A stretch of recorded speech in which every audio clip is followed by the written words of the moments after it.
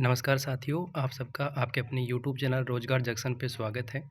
उम्मीद है आप सभी का स्वास्थ्य काफ़ी अच्छा होगा और आप काफ़ी अच्छे से तैयारियां कर रहे होंगे। दोस्तों, इस वीडियो में हम चतुर्थ श्रेणी भर्ती का जो अभी स्क्रूटनी फॉर्म चल रहा है, तो उसमें स्क्रूटनी फॉर्म के अंदर आपको कुछ डॉक्यूमेंट अपलोड करने हैं, कुछ आपको शपथ पत्र बनवाने हैं। तो यहाँ पे हम उन सभी डॉक्यूमेंट और शपथ पत्र को किस तरीके से भरना है सही तरीके से, ताकि आपको आगे चल के कोई भी परेशानी ना हो, कोई भी अन्य डॉक्यूमेंट ना बनाना पड़े, आपका जो रिज़ल्ट है वो रोका नहीं जाए। ये चीज़ें जो है, उन सब चीज़ों के लिए आपको इन्हें सावधानी से भरना होगा।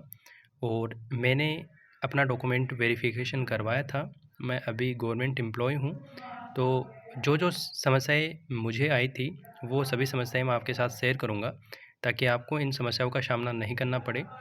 और अगर आप शॉर्टलिस्ट हुए हैं, तो आपको बिल्कुल से भी नहीं घबराना है। आपको सही तरीके से अप्लाई करना है, ताकि आपको आगे चल के परेशानी ना हो। दोस्तों, कभी-कभी आपने देखा होगा कि ऐसे ही वीडियो जो है वो जारी किए जाते हैं, जिसमें बोला जाता है, एक छोटी-सी गलती से नौकरी नहीं मिल पाएगी। ऐसा बिल्कुल से भी नहीं है। इस बात को अपने दिमाग से निकाल दीजिए। सबसे पहले तो आपको बिल्कुल से भी नहीं घबराना है। आपको हो सकता है कि कुछ शपथ पत्र लगाने पड़ जाएँ, या फिर हो सकता है कि आपका रिज़ल्ट रोक लिया जाए, लेकिन ये कभी भी नहीं होगा कि आपकी किसी गलती की वजह से आपको डॉक्यूमेंट वेरिफ़िकेशन से बाहर कर दिया जाएगा। ये कभी भी नहीं होगा। आपके पास अगर सभी योग्यताएँ हैं, तो आपके पास डॉक्यूमेंट वेरिफ़िकेशन करवाने का पूरा अधिकार होता है। और अगर स्क्रूटनी फ़ोरम में भी दिक्कत आती है, तो फिर आपको ऑफ़लाइन जब डॉक्यूमेंट वेरिफ़िकेशन होता है, तो वहाँ पे चीज़ों को सुधार लिया जाता है। तो ये घबराना बिल्कुल से भी नहीं है। सबसे ज़रूरी बात तो यही है दोस्तों। दोस्तों, इस वीडियो पे बने रहिए, इसको कंप्लीट देखिए। बहुत सारे कैंडिडेट हैं कि वीडियो को कंप्लीट ही नहीं देखते हैं, फिर कमेंट करते हैं। तो ऐसे बिल्कुल भी नहीं करना है। इस वीडियो को आप अच्छे से देखेंगे, तो बहुत सारी समस्याएँ आपको जो है वो हल हो जाएँगी। तो सबसे पहले तो देखिए, अटेस्टेशन फ़ॉर्म है, तो इसको किस तरीके से भरना है, वो अपन देखेंगे इस वीडियो में। लेकिन सबसे पहले जो शपथ पत्र जो आपको दिए गए हैं, कुछ डॉक्यूमेंट बनवाने हैं, वो मैं बता देता हूँ कि किस-किस तरीके से आपको बनाने हैं। दोस्तों, ऐसे आपको 3 चरित्र प्रमाण पत्र बनवाने हैं। ये चरित्र प्रमाण पत्र जो है, वो आपका जो भी आपके पास स्कूल है, वहाँ स्कूल से बनवाने हैं। जो कि फर्स्ट ग्रेड के टीचर होते हैं, तो वो बना देंगे। ये चरित्र प्रमाण पत्र पटवारी ग्राम सेवक से नहीं बनवाने हैं। अभी राजस्थान के अंदर सरपंच का पद जो है वो नहीं है। यहाँ पे जो प्रशासक है वो नियुक्त कर रखे हैं। तो सरपंच वगैरह का भी जो उनके पास है वो स्टाम्प नहीं है, तो वो भी नहीं बना पाएँगे। तो आपको मतलब सीधा-सा आपका जो भी नज़दीकी स्कूल है वहाँ पे जाना है और वहाँ पे ये बनवाना है। इसमें 2 ऐसे हैं जो कि आपके स्कूल से बनेंगे। उसके अलावा एक तीसरा पत्र जो चरित्र प्रमाण पत्र है वो बनेगा आपने जहाँ से अंतिम रूप से, मतलब जहाँ पे आपने पढ़ाई करी है। जैसे कि अगर आपने कॉलेज किया है, तो आपने अगर रेगुलर कॉलेज किया है, तो आपकी जो कॉलेज है वहाँ से आप इसको बनवा सकते हैं। अगर आपने नॉन कॉलेज किया है और आपने 12th तक ही पढ़ाई करी है, तो आपका ये 12th तक बनेगा। आपको किसी प्रकार की समस्या ना हो, इसके लिए आपको क्या करना है कि आपकी 12th या ग्रेजुएशन की जो भी मार्कशीट है, फाइनल ईयर की, वो मार्कशीट लेके वहाँ पे जाना है, और ये आपको 10 या 15 मिनट के अंदर वो वहाँ का स्टाफ आपको बनाकर दे देगा। ठीक है? ध्यान रखना है, जब आप ये बनवाते हैं, तो यहाँ पे आपका स्टाम्प ज़रूर होना चाहिए साथियों। और जो भी जिसने भी मतलब जैसे कि अटेस्टेड किया है, तो उसके साइन होने चाहिए और डेट होनी चाहिए। ये डेट कभी की भी हो सकती है, 9 से पहले की भी हो सकती है और आज की भी हो सकती है। मतलब 23 तक ये डेट कभी की भी हो सकती है। तो ये ऐसे आपको 3 बनवाने हैं। समझ गए दोस्तों? अब इसके अतिरिक्त जो है, हम बात करते हैं, जो अगला डॉक्यूमेंट आपका है, ये है सामान्य घोषणा पत्र। ये दोस्तों सभी को बनाना है। इसमें आपका नाम आ जाएगा।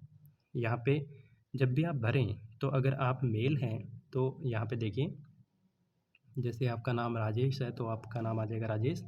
उसके बाद में आप अपने पिता का नाम लिख रहे हैं, तो आपको ये जो पुत्र है, इस पे गुड का निशान मारना है, और ये इनको थोड़ा काट देना है, ताकि आगे आपका जब भी मतलब आगे का जो प्रोसेस होगा, तो उसमें कोई भी त्रुटि होने की संभावना ना हो। फिर यहाँ पे आपके पिता का नाम लिख देना है, आप रोल नंबर लिखना है। आवेदन क्रमांक, एप्लीकेशन नंबर लिखने हैं दोस्तों आपको। कुछ लोग विज्ञापन क्रमांक और आवेदन क्रमांक में फ़र्क महसूस कीजिए। विज्ञापन क्रमांक सबका सेम हो सकता है, लेकिन आवेदन क्रमांक जो है वो आपका अलग होगा। दोस्तों आपको बैकग्राउंड में अगर कुछ नॉइस आए तो थोड़ा सा इग्नोर करना, क्योंकि मेरे पास जो मिक था वो ख़राब हो गया है। तो उसके बाद में यहाँ पे हम बात करते हैं, ठीक है। यहाँ पे आपने फिलअप कर लिया और उसके बाद में ये जो स्टाम्प पेपर है दोस्तों, आप जब इसको बनवाने जाएंगे तो जो स्टाम्प वेंडर्स होते हैं वो आपको कुछ अलग फॉर्मेट देने की कोशिश करते हैं जो उनके पास प्री डिफ़ॉल्ट होता है, और वो ये भी दावा करते हैं कि ऐसा ही सब बना के लेके जा रहे हैं, लेकिन आपको ऐसा बिल्कुल से भी नहीं करना है। उनको बोलना है कि भैया अगर आप ये स्टाम्प जो है, ये जो फॉर्मेट अगर आप अपने स्टाम्प पे प्रिंट करके दे सकते हो तो ठीक है, वरना मैं कहीं और से बना लूँगा। ठीक है दोस्तों? तो वो क्या करते हैं, ऐसे बोलते हैं कि सभी ऐसे ही बना के लेके जा रहे हैं। मतलब उनके पास प्री डिफ़ॉल्ट होता है, कुछ पेपर वो प्रिंट करके रखते हैं और वही बच्चों को चिपकाने की कोशिश करते हैं, लेकिन ऐसा बिल्कुल से भी नहीं करना है। दोस्तों इसमें जो है ये मेंशन होनी चाहिए, देखिए, चतुर्थ श्रेणी कर्मचारी सीधी भर्ती 2024 ये चीज़ मेंशन होनी चाहिए। उसमें वो मेंशन नहीं होती है, उसमें वो खाली होता है और उसमें आपको फ़िल करना पड़ता है। तो वो बिल्कुल से भी नहीं करना है, ठीक है दोस्तों? क्योंकि जब आप ऐसा करेंगे तो फिर आप जब डॉक्यूमेंट वेरिफ़िकेशन करवाएँगे तो वो बोलेंगे कि दोबारा बना के लेके आओ, नया बना के लेके आओ, तो फिर वो दिक्कत होगी। तो आपको सही से बनाना है, ठीक है? और यहाँ पे आपको दिनांक लिखनी है। ध्यान रखिए कि कुछ लोग ये चीज़ करते हैं कि यहाँ पे दिनांक, स्थान, पता ये सब खाली छोड़ देते हैं, ठीक है? और फिर जिस दिन स्टाम्प बना है उसके मतलब बाद की दिनांक वगैरह इसमें डाल देते हैं, तो ऐसे बिल्कुल से भी नहीं करना आपको। सेम डे का होना चाहिए, क्योंकि जब हम स्टाम्प बनवाते हैं तो लीगल प्रोसेस ये होता है कि हमें उसी टाइम स्टाम्प वेंडर के सामने साइन वगैरह करने पड़ते हैं। ये लीगल प्रोसेस है, ठीक है? ध्यान रखिए, इस पे स्टाम्प का नंबर भी होता है। देखिए जो सबसे ऊपर है, मैं दिखा देता हूँ आपको। यहाँ पे देखिए, ऐसा आपका नोटेरी होना चाहिए बिल्कुल से। देखिए ये स्टाम्प का नंबर भी है, ठीक है? तो ये सब चीज़ें होनी चाहिए, ठीक है ना? और उसका स्टाम्प वेंडर का साइन भी होना चाहिए, ठीक है? तो ही वो अटेस्टेड, देखिए ऐसा होना चाहिए, ठीक है? और यहाँ पे डेट वगैरह सब आपको अच्छे से देखना है दोस्तों, ताकि आपको आगे दिक्कत ना हो। उसके बाद में ये आपको बनाना है, ये सभी कैंडिडेट को बनाना है दोस्तों। संतान संबंधी घोषणा की अगर हम बात करें तो अगर आप विवाहित हैं और आपके संतान है या फिर नहीं भी है, लेकिन अगर आप विवाहित हैं तो आपको ये बनाना होगा।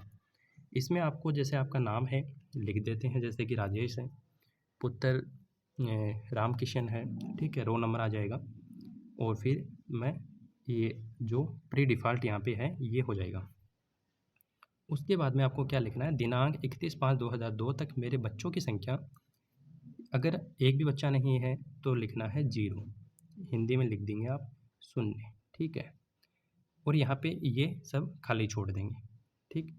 खाली छोड़ने का मतलब है ऐसे, ऐसे करेंगे आप, ठीक है? बिल्कुल ऐसे खाली नहीं छोड़ेंगे इसको, जैसे मैंने लाइन खींची है ऐसे आपको लाइन, आड़ी लाइन जो है वो खींच देनी है इसके ऊपर, ठीक? उसके बाद में 2002 इसके पश्चात मेरे बच्चों की संख्या में वृद्धि नहीं हुई, या फिर अगर वृद्धि हुई है तो आपको लिखना है। यानी आपके बच्चों की संख्या अगर 2002 के बाद में हुई है, जैसे किसी के 2 बच्चे हैं, अभी रिसेंटली 2020 में, 2022-23 में हुए हैं, तो आपको क्रम संख्या और फिर उनका जन्म तिथि और नाम लिखना है, ठीक है? फिर आपको यहाँ पे अपने साइन कर देने हैं, जो भी कैंडिडेट है, जैसे कि राजेश, राजेश के यहाँ पे साइन आ जाएंगे, नाम आ जाएगा, और मेरे समक्ष हस्ताक्षर किए राजपत्रित जो अधिकारी है, यानी यहाँ पे भी जो आपका फर्स्ट ग्रेड का जो टीचर होता है उसी के साइन चलेंगे। यहाँ पे भी ध्यान रखना है, पटवारी, ग्राम सेवक या सरपंच के साइन यहाँ पे बिल्कुल से भी नहीं चलेंगे, क्योंकि सरपंच का पद अभी है नहीं अपने यहाँ पे। अभी जो काम कर रहे हैं वो प्रशासक है और वो अथोराइज नहीं है इस काम के लिए, ठीक है? तो ये चीज़ आपको ध्यान रखनी है। यहाँ पे भी आपके फर्स्ट ग्रेड टीचर या फिर डॉक्टर है, उनके सिग्नेचर यहाँ पे चलेंगे, ठीक? नाम आपका लिखना है, ठीक है ना दोस्तों? आपका नाम लिखना है यहाँ पे, जो लिखा हुआ है ना नाम, ये आपका नाम होगा। जैसे राजेश का नाम यहाँ पे आएगा, यहाँ पे टीचर का नाम नहीं आएगा, टीचर का यहाँ पे स्टाम्प आ जाएगा टीचर का, ठीक है? और फिर वो अपने आप नीचे अपने साइन कर देंगे। उसके बाद में जो अगला है, अविवाहित अभ्यर्थियों के लिए है ये, जिनकी शादी नहीं हो रखी है। अब कुछ कैंडिडेट ऐसे हैं जिन्होंने फॉर्म फिलअप किया था उस टाइम उनकी शादी नहीं थी और अब उनकी रिजल्ट आने के बाद शादी हो गई है, या फिर एग्ज़ाम लगने के बाद में उनकी शादी हो गई है, तो उनका भी हम समाधान यहाँ पे करेंगे, बताएंगे प्रोसेस। तो अविवाहित अगर आप हैं तो इसमें आपको ये घोषणा पत्र भरना है। इसी में दहेज के बारे में भी देखिए डिस्क्राइब कर किया गया है कि दहेज का ये पॉइंट आ गया, तो इसको दहेज के नाम से भी जानते हैं कि भाई मैंने दहेज नहीं लिया, वो दहेज का शपथ पत्र ये वाला बन गया आपका, ठीक है। और मैंने जो बताया है आपको ऊपर वीडियो में, आपने अच्छे से देखा तो आपको पता है कि आपको पूरी चीज़ें देखनी है कि उसने नोटेरी मतलब का स्टाम्प लगाया है, अपना नाम लिखा है, डेट लिखी है, नोटेरी क्रमांक लिखे हैं, ये सारी चीज़ें आपको लिखनी है। अगर ये सारी चीज़ें आप नहीं लिखेंगे तो आपको जब मेन डीवी होगा उसमें दोबारा बनवाएंगे वो लोग, और जब दोबारा बनवाएंगे तो फिर आपके बेवजह खर्चा बढ़ जाएगा। यहाँ पे आपको जैसे कि साक्षी है तो यहाँ पे हस्ताक्षर करने हैं, ठीक है। 2 साक्षी हैं यहाँ पे, है ना। तो आपके जो भी 2 भी कोई भी नामवान आदमी है ना, जो आपके जैसे कि आपके ब्लड रिलेटिव नहीं होने चाहिए, मतलब आपका भाई नहीं होना चाहिए, आपके पिता नहीं होने चाहिए, आपका चचेरा भाई हो सकता है, आपके चाचा हो सकते हैं, ताऊ हो सकते हैं, दादाजी हो सकते हैं, ये हो सकते हैं, लेकिन आपका ब्लड नहीं होना चाहिए, मतलब ब्लड रिलेशन अपन जिसको बोलते हैं ना कि भाई बहन माँ पिता, ये नहीं होने चाहिए, ठीक है इनमें। और घोषणाकर्ता आपका खुद का नाम आ जाएगा यहाँ पे दोस्तों। स्थान जहाँ पे आपने स्टाम्प बनवाया है ये, वहाँ का स्थान आएगा। जैसे कि आपने अपने नज़दीकी में बनवाया है तो वहाँ का स्थान आएगा। अब कुछ लोग क्या अपने गांव का नाम लिख देते हैं, अगर आपने अपने गांव में ही बनवाया है तो सही बात है, क्योंकि नोटेरी जो अब अपन करवाते हैं, ये जब स्टाम्प बनवाते हैं, इसका मतलब होता है कि अपन स्टाम्प बनाने वाले व्यक्ति के सामने वहाँ पे उपस्थित होकर अपन ने स्टाम्प बनवाया है, तो स्थान हमेशा वहीं का आता है, ठीक है। ये बात आपको ध्यान रखनी है। इसके अतिरिक्त जो अगला है वो विवाहित अभ्यर्थी के लिए है। अब जो अभ्यर्थी मतलब कि ऐसे हैं जिन्होंने, मतलब मैंने बताया पहले कि भाई रिक्रूटमेंट जब जारी हुआ था उस टाइम तो अविवाहित थे लेकिन अविवाहित हो गए, तो जो अभ्यर्थी हैं उन सभी को विवाहित का ही भरना है, लेकिन उसमें एक शपथ पत्र लगवाना है जो कि वहाँ पे मिल जाएगा आपको स्टाम्प वेंडर पे, कि मैं इस तारीख तक अविवाहित था और मैं अभी विवाहित हूँ, तो आपको अब विवाहित के सारे शपथ पत्र बनवाने हैं, ठीक है दोस्तों।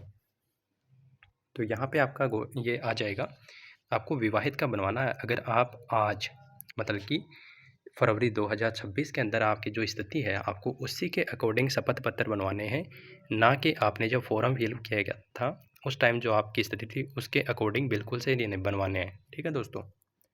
यहाँ पे आ जाएगा कि मेरा विवाह दिनांक को हुआ, ठीक है। आपका जो भी विवाह है, आपका मैरिज सर्टिफिकेट आपको देखना है, जो आपके मैरिज सर्टिफिकेट के अंदर जो चीज़ है वही आपको यहाँ पे मेंशन करनी है।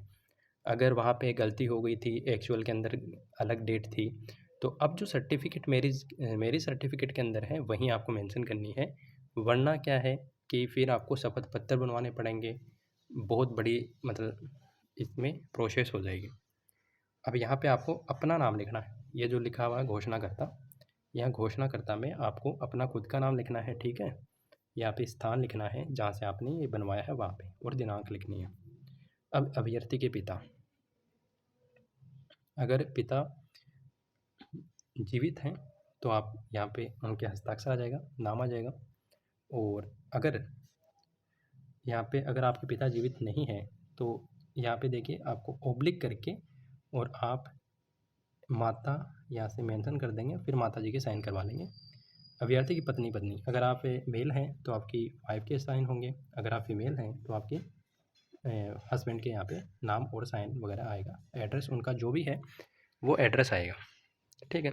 एड्रेस में जैसे कि अगर आप मेल हैं तो आपकी जो वाइफ है तो आपकी वाइफ का जो एड्रेस है वो अभी जो करंट एड्रेस है ना, जो मतलब आपका एड्रेस है वही होगा, ठीक है। अगर वो अलग रहती है कहीं पे तो उसका अलग एड्रेस यहाँ पे आ सकता है। आपके ससुर जो हैं उनका आएगा, अगर ससुर जीवित नहीं है तो जो आपकी सास है उनका आएगा, अगर आपकी सास जीवित नहीं है तो फिर आपको यहाँ पे आपका जो भी रिलेटिव है जैसे गार्जियन होते हैं, जैसे कि ताऊ ताई जी, तो उनके नाम आ जाएंगे, लेकिन आपको वो चीज़ यहाँ पे मेंशन करनी है, जैसे ताऊ या फिर ताऊ जी जो भी है वो चीज़ आप यहाँ पे क्रॉस लगा के ओब्लिक लगा के मेंशन करनी होगी आपको, ठीक है। अगर आप विधवा कैटेगरी से हैं तो आपको ये वाला बनवाना है, ठीक है। इसमें दिनांक वगैरह सब हो जाएगा और आपको इसके साथ आपका जो पति का जो मृत्यु प्रमाण पत्र है वो भी आपको यहाँ पे संलग्न करना है। घोषणा में आपका खुद का नाम आएगा, ठीक है ना, घोषणाकर्ता में। और स्टाम्प वेंडर का जो एड्रेस है ना वो यहाँ पे आता है हमेशा, और वही डेट आती है जिस दिन आपने स्टाम्प बनवाया है, ठीक है। साक्षी दो कोई भी साक्षी होंगे, मैंने आपको बताया था कि आपके ब्लड रिलेशन नहीं होना चाहिए। आपकी फैमिली के अंदर जैसे आपका कोई कजन है तो वो हो सकता है, ये आपके यहाँ पे साक्षी होंगे। जो तलाकशुदा हैं उन कैंडिडेट के लिए ये बनाना है, ठीक है। ये चीज़ें सेम ही हैं, आपको बस इसमें प्रो इनका जो फॉर्मेट है वो थोड़ा सा अलग है। ये आपका जो इनका विवाह 2006 से पहले हुआ था उनके द्वारा बनाया जाना है। ऐसे तो बहुत ही कम कैंडिडेट होंगे जो एक्स सर्विसमैन में वगैरह हैं, वो हो सकते हैं जिनका विवाह 2006 से पूर्व हुआ है, ठीक है। तो आपको ये शपथ पत्र आपको बनवाना है 50 रुपये के स्टाम्प पे। मैंने आपको पहले प्रोसेस बता दिया। स्टाम्प में जब भी आप बनाएंगे तो कौन कौन सी बातों का आपको ध्यान रखना है, वो सब बातें आपको ध्यान में रखनी है। अब ये देखिए वचन पत्र, इसमें आपको किसी के भी साइन नहीं करवाने, आपको खुद को बनना है, ठीक है। ये जो आप प्रिंट कर लेंगे, और ये मैं राजेश पुत्र, आपका जो भी किशन पिता का नाम है, निवासी आपका जो भी गांव है। अब इसमें भी बहुत सारे लोगों को दिक्कत हो रही है क्योंकि अभी कुछ ज़िले चेंज हो गए हैं। तो दोस्तों आपका जो मूल निवास प्रमाण पत्र और जाति प्रमाण पत्र के अंदर जो पता है वही पता लिखना है, ठीक है। आपके जो आधार कार्ड के अंदर जो पता है ना वो बिल्कुल से भी नहीं लिखना है दोस्तों, क्योंकि वो आपका पुराना पता है। अब कुछ लोगों ने अपडेट करवा रखा है तो हो सकता है सेम हो, लेकिन कुछ ने अपडेट नहीं करवा रखा है तो आपका वो पुराना होगा। अभी आप डॉक्यूमेंट वेरिफिकेशन, अभी ये जो स्क्रूटनी फॉर्म है ये भर दीजिए, उसके बाद में आपको अभी जो आपका वर्तमान पता है ना वहीं भरना है। आप स्क्रूटनी फॉर्म के बाद में या फिर अभी भी आप अपना आधार के अंदर एड्रेस अपडेट करवा सकते हैं, लेकिन आपको अपडेटेड जो एड्रेस है वहीं आपको डालना है इसमें। इसके बाद में यहाँ पे साइन आ जाएंगे, स्थान आ जाएगा, स्थान आपका खुद का गांव का लिखना है। ये भी आपको एक सामान्य कागज़ पे बनाना है, इसमें भी किसी कर्मचारी के साइन नहीं होंगे, ठीक है। ये आपको इसमें देखिए, ये हाँ ये आपको बताना ज़रूरी है, इसमें आपका अभ्यर्थी का नाम आ जाएगा, यहाँ पे आपके रोल नंबर आ जाएंगे, और ये अभी आपको अपलोड नहीं करना है, ठीक है। हाँ ये अभी आपको अपलोड भी करना है और ये साथ भी लेके आना, ठीक है ना। अभी अपलोड करना है ये और साथ में लेकर आना है, ठीक है। लेकिन अभी ये वाला खाली छोड़ना आपको, ठीक है, इसमें कुछ नहीं बनना आपको, ये खाली छोड़ देना बिल्कुल से। और ये आपको लिखा हुआ है ऊपर, ये चीज़ को आपको ऐसा कैसा रखना है। ये ऊपर वाली चीज़ बिल्कुल से नहीं लिखनी है। कहाँ से लिखना है, यहाँ से लिखना है। जैसे कि ये आ गया आपका, मैं ये हिंदी प्रारूप हस्तलिपि में। अब यहाँ पे नहीं भरना आपको कुछ भी, ठीक है, यहाँ पे बिल्कुल से भी कुछ नहीं बनना है, ये चीज़ें ऐसे की छोड़नी है। अब आपको कहाँ आना है, नीचे आना है दोस्तों, और नीचे यहाँ पे भरना आपको, यहाँ पे लिखना है मैं, फिर आपका जो भी नाम है राजेश, ठीक है।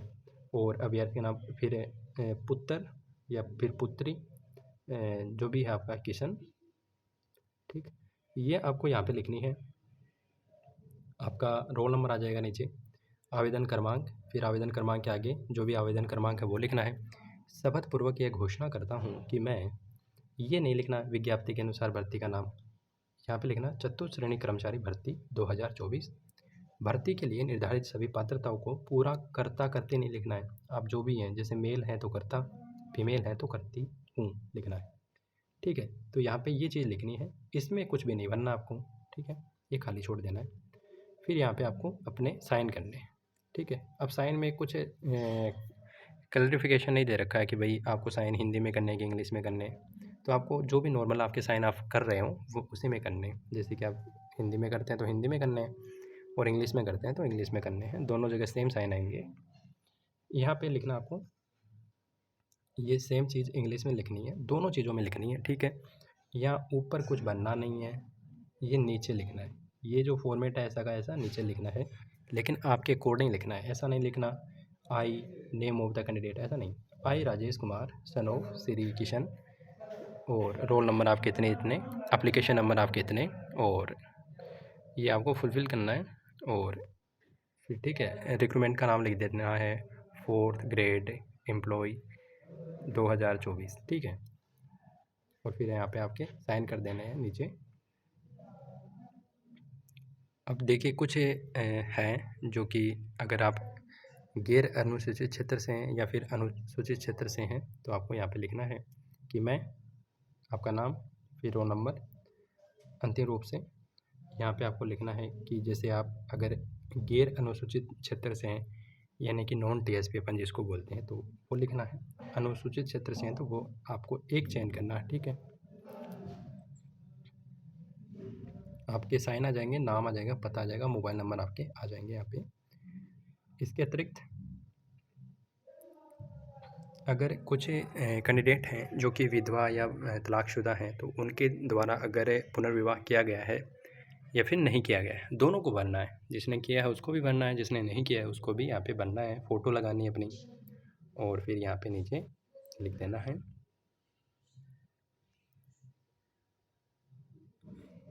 ठीक है। अब अटेस्टेशन फॉर्म को आपको भरना है।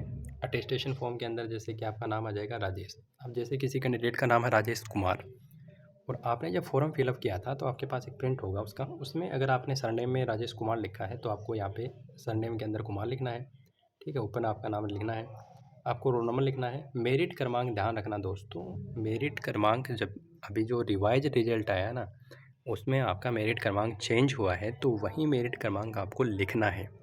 अगर आपके मोबाइल में पीडीएफ नहीं खुल रहा है तो आप अपने नज़दीकी किसी दोस्त के पास अगर लैपटॉप है या फिर आपके जो भी कोई पड़ोसी है जी जो साइबर कैफ़े वाला है तो वहाँ पे जाके और आपको उसमें सिंपली जो है वो आपके रोल नंबर सर्च करके और वो मेरिट क्रमांक आपको निकाल लेना है, ठीक है। उसके बाद में आपका प्रेजेंट एड्रेस लिखना है और यहाँ पे आपका प्रेजेंट एड्रेस आ जाएगा, विलेज आ जाएगा जो भी है, डिस्ट्रिक्ट आपका जैसे वार्ड आ जाएगा, वार्ड कौन सा आपका, ठीक है। और स्ट्रीट क्या है, कौन सी गली आपकी, ठीक है। उसके बाद में यहाँ पे विलेज आ जाएगा, डिस्ट्रिक्ट आ जाएगा, पिन कोड आपके आ जाएंगे। सेम टू सेम एड्रेस लिखना है नीचे, ठीक है। सेम ही जगह पे रहते हैं सभी लोग, ठीक है। उसके बाद में यहाँ पे ये चीज़ आपको भरनी है दोस्तों, ये चीज़ आपको छुपानी नहीं है, ये चीज़ आपको भरनी है कि जैसे कुछ लोग हैं जैसे कि जो कहीं पे भी रह के तैयारी कर रहे हैं अपने घर से दूर, जैसे कि अभी मैं जोधपुर रहता हूँ तो मुझे अगर मैं यहाँ पे फिल अप करूँगा तो मुझे लिखना होगा कि मैं इतनी तारीख से लेके इतनी तारीख तक जोधपुर में था, ठीक। और यहाँ का मेरा जो अभी एड्रेस है वो मुझे यहाँ पे लिखना होगा। अगर आप जैसे कि आप दौसा के हैं, सॉरी आप दौसा के हैं और आप अगर जयपुर में रह रहे हैं अभी तो आपको जयपुर का एड्रेस यहाँ पे लिखना है। देखिए यहाँ पे कोई भी आपको तथ्य छुपाना नहीं है। कुछ लोग इसको नहीं भर रहे हैं, फिल नहीं कर रहे हैं, वो गलत है दोस्तों, आपको ये चीज़ बतानी चाहिए। इसमें कुछ भी नहीं होगा।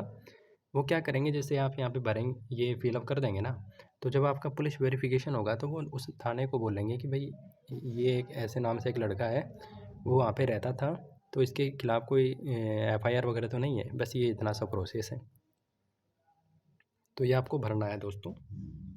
उसके बाद में फ़ादर के बारे में डिटेल लिखनी है। फ़ादर का नाम आ जाएगा, प्रेजेंट एड्रेस आएगा, परमानेंट एड्रेस यानी कि सेम एड्रेस आ जाएंगे। प्रोफेशन में क्या होता है कि जैसे कुछ हैं जो कि आर्मी से रिटायर्ड है किसी के फादर, या किसी के फादर टीचर से रिटायर हैं, तो अगर आप वो रिटायर हो गए हैं तो आपको वो चीज़ मेंशन नहीं करनी है। अभी करंट के अंदर उनका प्रोफेशन क्या है वो ऐड करना है। अगर वो अभी खेती कर रहे हैं तो खेती लिखनी है। अगर वो कोई प्राइवेट जॉब कर रहे हैं, किसी गार्ड की नौकरी कर रहे हैं या फिर किसी शॉपकीपर हैं, तो वो सारी चीज़ें यहाँ पे आपको लिखनी है। जैसे कि कोई रिटायर्ड टीचर है और अभी वो खेती कर रहा है तो फार्मर लिखना है। अगर उनका खुद का कोई दुकान है तो शॉपकीपर लिखना है। अगर वो किसी बैंक वगैरह के अंदर गार्ड की जॉब करते हैं तो यहाँ पे गार्ड लिखना है, सिक्योरिटी गार्ड लिख देना है, ठीक है। यहाँ पे जो भी है, जैसे नेशनलिटी फादर इंडियन है तो गुड आ जाएगा, मदर इंडियन है तो गुड आ जाएगा। और अगर जैसे कि आप मेल हैं तो आपका हस्बैंड तो है नहीं, तो अगर हस्बैंड नहीं है तो आपको इसको ऐसे छोड़ देना है, ठीक है। और वाइफ़, अगर आपकी वाइफ़ है, शादी हो रखी है, तो ये गुड़ आ जाएगा, ठीक है। तो ऐसे आपको ये फिल कर देना है। उसके बाद में प्लेस ऑफ बर्थ लिखना है with name of district and state. आप अगर मेल हैं तो वाइफ़ का एड्रेस आ जाएगा, ठीक है। और अगर आप फीमेल है तो यहाँ हस्बैंड का एड्रेस आ जाएगा। आपकी डेट ऑफ बर्थ आ जाएगी, present age on advertise norm, ठीक है। ये कौन सी डेट लिखनी है? कुछ लोग बोल रहे हैं कि अभी से काउंट करके लिख देनी है, ऐसा बिल्कुल से भी नहीं है। इसने लिखा है कि विज्ञापन के अनुसार आपकी जो एज है वो लिखनी है। और विज्ञापन जब आपने एप्लीकेशन फॉर्म फिलअप किया था तो उसमें देखना आप लिखा हुआ है। नॉर्म का मतलब यह होता है कि मतलब एक शर्त होती है कि भाई इस तारीख तक इतनी एज हो जानी चाहिए, तो उसकी बात कर रहा है ये। तो आपको वो डेट वो एज लिखनी है दोस्तों, है ना। उस विज्ञापन के अंदर साफ साफ लिखी हुई है, वो लिखनी है। उसमें साफ लिखा है, आप जब देखेंगे तो उसमें लिखा होता है, क्योंकि जो डेट की कट ऑफ जो होती है ना, वो जैसे कि अपने यहाँ पे 1 जनवरी कर रखी है, मतलब ये 24 में फॉर्म आए थे, तो इसकी डेट रखी गई थी 1 जनवरी 2025। तो आपकी 1 जनवरी 2025 को कितनी डेट हो जाती है वो लिखनी है यहाँ पे। और वो आपके एप्लीकेशन फॉर्म के अंदर साफ साफ लिखी हुई है, तो आप वहाँ से भी देखिए, यहाँ पे लिख सकते हैं। एज एट मेट्रिकुलेशन, ये आपको लिखनी है। और ये कब की लिखनी है दोस्तों? ये लिखनी है कि जब आप 10th में थे, यानी कि आपकी जब 10th कंप्लीट हो गई थी, जो आपकी मार्कशीट है ना, वो मार्कशीट के ऊपर आपका डेट लिखा हुआ है, एक रिजल्ट, वो उस दिन आप मतलब जिस दिन रिजल्ट डिक्लेयर हुआ है उस दिन की, मतलब आप 12th आपने पास, सॉरी 10th आपने पास कर लिया था, तो उस दिन की डेट लिखनी है। सिंपली आप गूगल क्रोम पे सर्च करेंगे एज कैलकुलेटर, तो आपको डेट ऑफ बर्थ सेलेक्ट करनी है, फिर उसमें आपको वो डेट सेलेक्ट करनी है और जो भी टाइम पीरियड आएगा वो यहाँ पे लिख देना है। और इसके बाद में यहाँ पे place of birth, district, state ये लिख देने हैं। और डिस्ट्रिक्ट वापस से आपका डिस्ट्रिक्ट आ जाएगा, स्टेट आ जाएगा, ये लिख देने हैं। मतलब अभी आप करंट में कहाँ पे रहते हो। ये हो सकता है कि कुछ लोग हैं कि उनका जन्म कहीं बाहर हुआ हो, अपने माता पिता के साथ मतलब बाहर रहते हों, उस टाइम वहाँ पे हुआ हो, और अभी वो अलग रहते हैं, तो ये दोनों आपको फिल करने हैं उसी के अकॉर्डिंग। आपका धर्म क्या है, हिंदू है, मुस्लिम है, सिख है, बौद्ध है, ईसाई है, वो आपको यहाँ पे लिखना है। इसके अतिरिक्त are you member of a schedule caste और शेड्यूल ट्राइब्स, अगर आप SC ST से हैं तो आपको यहाँ पे लिखना है यस। और लिखने के बाद में आपको आपका मतलब कौन से कास्ट से आप वो लिखनी है, ठीक है।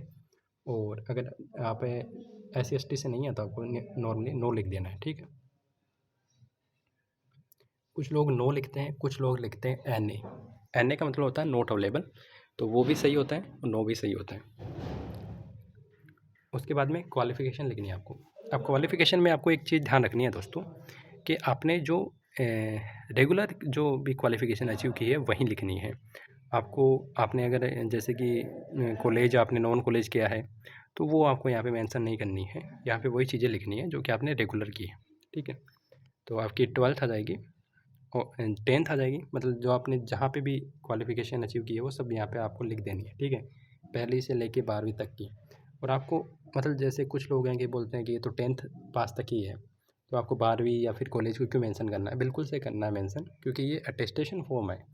ये जो फॉर्म है ना, ये आपका आपके जो भी नज़दीकी थाना उसको दिया जाता है, तो वो पूरी तरीके से छानबीन करने में उनको आसानी होती है कि बच्चा वहाँ पे पढ़ा था। तो ये इसलिए आपको यहाँ पे सब चीज़ें भरनी होंगी, ठीक है। जितने भी आपने की हैं वो सारी की सारी भरनी होंगी। अगर आपने BEd भी किया तो वो भी यहाँ पे मेंशन करना पड़ेगा, ठीक है। अगर आप अभी किसी भी तरह के एम्प्लॉयमेंट के अंदर हैं, ठीक है, तो आपको यहाँ पे उसके बारे में डिटेल देनी है। और अगर आप पे कोई भी मतलब आप कोर्ट में अपराधी वगैरह हैं तो यहाँ पे आपको लिखना है। अगर हैं तो यस, अगर नहीं है तो आपको नो लिख देना है, ठीक है। यहाँ पे 2 रिस्पॉन्सिबल पर्सन आएंगे जो भी आपके आस पड़ोस के होंगे, जैसे आपका सरपंच हो सकता है, ठीक है, आपके गांव का सरपंच है, वार्ड पंच वगैरह है, या फिर आपके ताऊ जी का लड़का, ताऊ जी, ये 2 लोगों के यहाँ पे नाम आ जाएंगे, ठीक है। और उनके अगर आप मतलब ज़्यादा वो होगा, अच्छा होगा कि आप उनका नाम और उनके मोबाइल नंबर भी आप यहाँ पे मेंशन कर दें, ये सबसे बेस्ट होता है। फिर आपका नाम यहाँ पे सिग्नेचर ऑफ कैंडिडेट आ जाएगा, डेट आ जाएगी, प्लेस आ जाएगा। और यहाँ पे देखिए यहाँ पे जो है आपका जो भी आपका फर्स्ट ग्रेड का टीचर है या फिर कोई डॉक्टर है, तो उनके सिग्नेचर यहाँ पे आपको करवाने हैं विद स्टाम्प। स्टाम्प भी आएगा, उनका नाम भी आएगा, ठीक है। और मैंने जब करवाया था तो हमारे उसमें था साफ साफ लिखा हुआ है कि मोबाइल नंबर भी मेंशन करवाने हैं, लेकिन यहाँ पे ऐसा कुछ भी नहीं है, मोबाइल नंबर वगैरह के बारे में लिख नहीं रखा है। तो कोई बात नहीं है, आपको नहीं करवाने हैं। और अगर वो करे तो आप करवा दीजिए, उसमें कोई भी बड़ा इश्यू नहीं है, ठीक है। तो इस तरीके से आपको ये फ़िलअप करना है दोस्तों। अगर कोई भी प्रॉब्लम होती है तो आप हमारे टेलीग्राम ग्रुप है, वहाँ पे भी सारी चीज़ें देख सकते हैं। इसके अतिरिक्त आप यहाँ पे भी कमेंट भी कर सकते हैं, आपकी सब चीज़ों का सॉल्यूशन किया जाएगा। जय हिंद, जय भारत, वंदे मातरम।